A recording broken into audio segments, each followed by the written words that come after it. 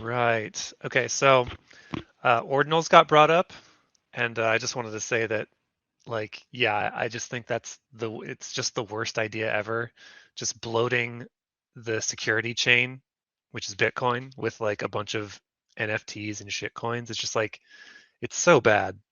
Um, but in terms of my own portfolio and strategy, I'm like super overextended on Hive just because politically Hive is my number one coin.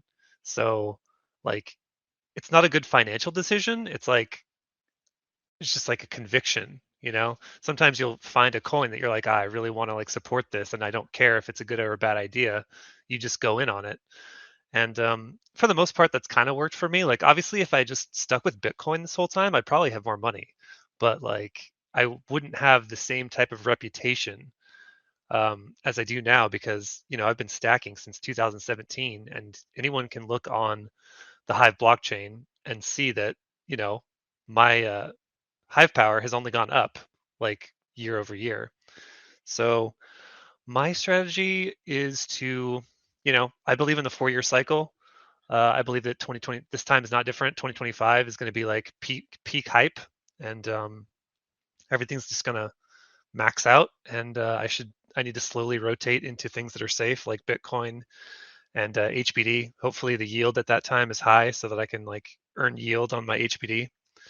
But is there anything else that I was supposed to cover? No, I mean, just generally, what your income looks like, and then, portfolio. Right, right, You right. can kind of take the portfolio part in any direction you want to take it. Right. So my income is sad. Like I'm one of the top 20 earners on Hive on the whole network. And like, since we're at rank 350, that doesn't mean much because, we've been struggle busing for however long. The Hive brand is only 4 years old. We were created in March 2020 during the COVID crisis, right at the beginning of it. It was the craziest time ever. Um, but like the hostile takeover and the rebranding to Hive really set us back. And like people don't realize how bad that was from like an initial hit to our like reputation and our ability to like kind of um, be known to others. Like people still talk about Steam and Steam it, and it's like, dude, that's a dead chain, and people are still talking about it. Like if anyone brings up social media, they talk about Steam more than they talk about us, and it's like we're the community. Like that's just a dead, empty vapor chain. Like it's crazy. So yeah, it's been a struggle. I've been a distressed seller during the bear market.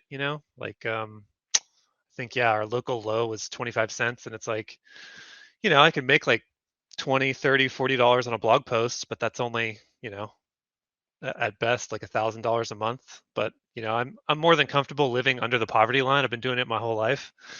I don't really spend a lot of money, so like money is just kind of like this scoreboard to me, and I'm like just trying to like get a nest egg going and get to a place where you know like I'll have enough money, I don't have to worry about it anymore, and I feel like that's going to happen this upcoming run. I feel like with the whole institutional adoption, like real institutional adoption with BlackRock moving in and stuff, it's like we're all going to have the opportunity to just sell the peak and buy enough runway to last us however long we need.